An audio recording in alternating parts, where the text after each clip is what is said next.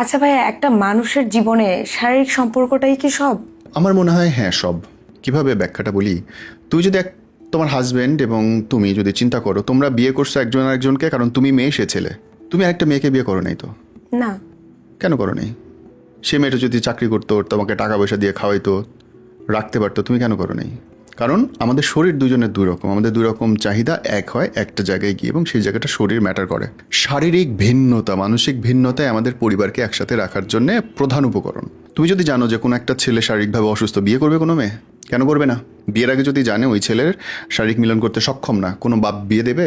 না নিজে কোনো মেয়ে লাফায় যাবে যে হ্যাঁ আমি তারপর বিয়ে করবে না? কোটিতে একটাও করবে না। তার মানে শারীরিক মিলন এবং যোগ্যতা দুটো জরুরি। এখন আসো, সমস্যাটা কই হয়, কেন তুমি এই প্রশ্নটা করতেছো? যে একটা পর্যায়ে গিয়ে মনে হয় যে হাজব্যান্ড বাইরে মিশতেছে, অন্য নারীদের সাথে মিশতেছে, তাইলে কেন মিশতেছে? সে শুধু শরীরের জন্য মিশতেছে? যদি মোটা দাগে বলো বোন, হ্যাঁ। সমস্যাটা কই?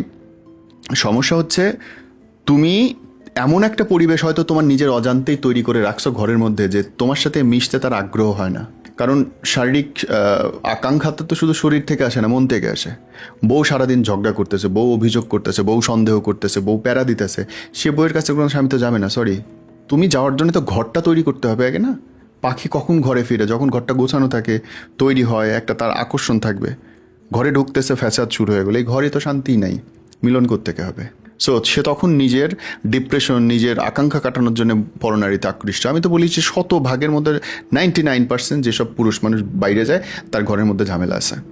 একটা ছেলের নানান ঝামেলা থাকতে পারে, কিন্তু যখন সে ঘরে আসতেছে, তার মানে সে কোথাও না কোথাও স্বীকার করে যে তার বউ কর্ত্রী, তার বউ লিডার, তার বউ তার জীবনের অংশ।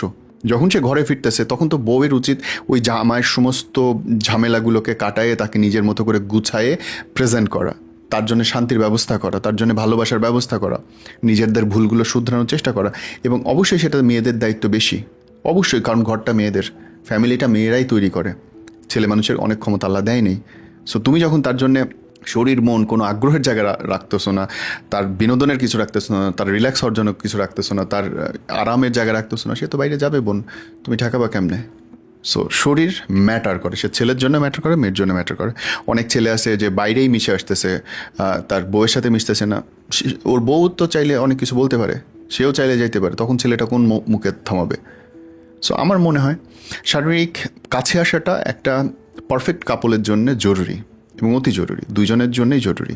ছেলে হোক মেয়ে হোক, সপ্তাহে অন্তত 3 দিন কাছে আসাটা জরুরি। না আসলে সম্পর্ক থাকে না আসলে।